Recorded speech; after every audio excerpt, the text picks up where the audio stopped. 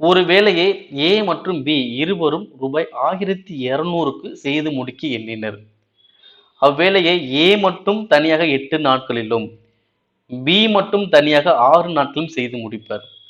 தற்போது அவ்வேலையை ஏ மற்றும் பி இருவரும் சி என்பவருடன் இணைந்து 3 நாட்களில் செய்து முடித்தனர் எனில் சி என்பவருக்கு கிடைக்கும் கூலி தொகை எவ்வளவு? ஓகேங்களா?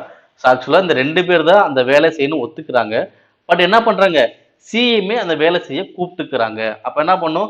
அப்ப அந்த 2 பேர் என்ன பண்ணணும்? 1200 ரூபாயில இருந்து ஒரு அமௌண்ட்டை சிக்கு கொடுத்து தான் ஆகணும். அப்ப அதான் கேட்கிறாங்க. அப்ப சிக்கு கிடைக்கக்கூடிய தொகை எனக்கு எவ்வளவு வரும்னு கேட்கிறாங்க. ஓகேங்களா? இப்ப அந்த வேலை ஏ மட்டும் 8 நாள் வேலை பார்த்தா 1200 கொடுப்பாங்க. பி மட்டும் 6 நாள் வேலை பார்த்தானா 1200 கொடுத்துருவாங்க. ஓகேவா? அப்ப 2 பேரும் சேர்ந்து பார்த்தாலும் 1200 கொடுப்பாங்க, பிரிச்சுக்குவாங்க. பட் இங்க என்ன கொடுத்துருக்காங்கன்னா ஏ பி இருவரும் என்ன பண்றாங்க? சிஏ வேலைக்கு சேர்த்துக்கிட்டு அந்த வேலையை முடிக்கிறாங்க. அப்ப 2 பேரும் என்ன பண்ணணும்? சிக்கும் தொகையை கொடுக்கணும்.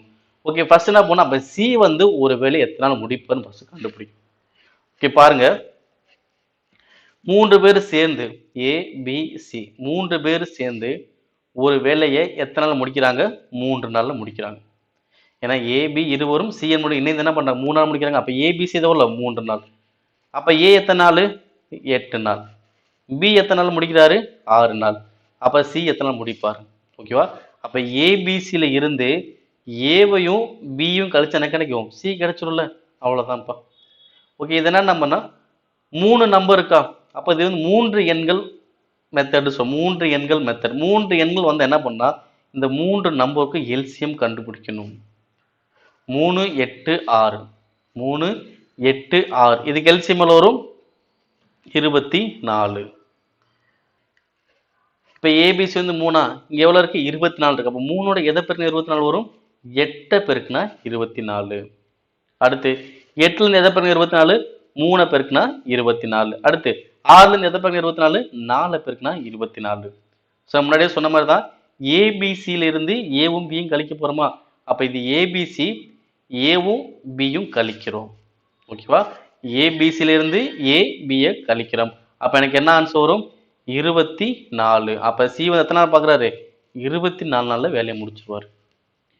ஓகேவா? அப்ப ஏ வந்து 8 நாள், பி வந்து 6 நாள், சி வந்து என்ன பண்றாரு? 24 நாள்ல ஒரு வேலையை முடிப்பாரு. ஓகே, சிக்கு கொடுக்கக்கூடிய தொகை தான் கேட்குறான். அப்ப தொகை கேட்டாங்கன்னா இந்த 3 பேர் கூடிய பங்குகள் ஃபர்ஸ்ட் கண்டுபிடிக்கணும். ஓகேங்களா? ஏ வந்து எனக்கு எவ்வளோ? 8, பி வந்து எனக்கு எவ்வளோ? 6, சி வந்து எனக்கு எவ்வளோ? 24. இப்ப கண்டுபிடிச்சது. இது வந்து பார்த்தீங்கன்னா நாட்கள். என்னது? நாட்கள் தான் எனக்கு இது.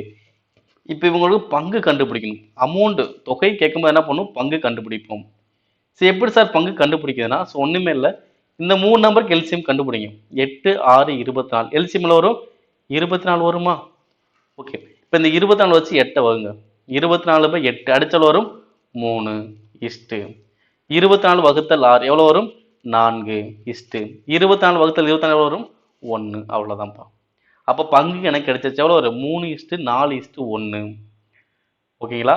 இப்பதான் என்ன பண்ண போறோம்? சி என்பது கிடைக்கக்கூடிய தொகையை பார்க்க போறோம். அப்ப சியோட பங்கு எனக்கு எவ்வளோ? 1. சிக்கு கிடைக்கக்கூடிய தொகை கண்டுபிடிக்க போறோம். சியோட பங்கு எனக்கு எவ்வளோ? 1 வகுத்தல் மொத்த பங்கு எனக்கு எவ்வளோ? 8 இன்ட்டு 1200. ஓகே, இப்ப என்ன பண்ணலாம்? அடிக்கலாமா? 1 8 12ல 1 8 8 மீதி 4 40ல 8 40 பின்னாடி ஒரு 0. அப்ப சிக்கு கிடைக்க வேண்டிய தொகை எனக்கு எவ்வளோ? 150. அப்ப சி கிடைக்க வேண்டிய தொகை எனக்கு எவ்வளோ? 150. ஸோ ஃபர்ஸ்ட் இங்க என்ன பண்ணோம்? சி எவ்வளவு நாள்ல ஒரு வேலையை முடிப்பாருன்னு கண்டுபிடிச்சோம்.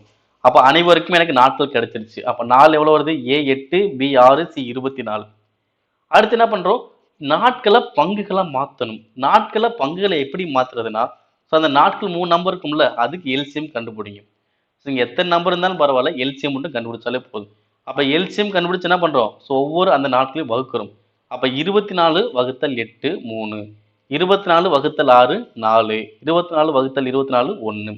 அப்ப 3 பேருக்குமே பங்குகள் கிடைச்சிருச்சு. அப்ப பங்கு கிடைச்சா தொகை ஈஸியா மாத்திக்கலாம். ஏன்னா நாட்களை வச்சு தொகை பிரிக்க முடியாது, பங்குகளை வச்சுதான் தொகையை பிரிக்க முடியும். ஓகேங்களா? அப்ப சி கிடைக்க வேண்டிய தொகை எவ்வளவு? சியோட பங்கு எவ்வளவு? 1. மொத்த பங்கு எவ்வளவு? 8 இன்ட்டு 1200 அடிச்சால் வரும் 150 ரூபாய்.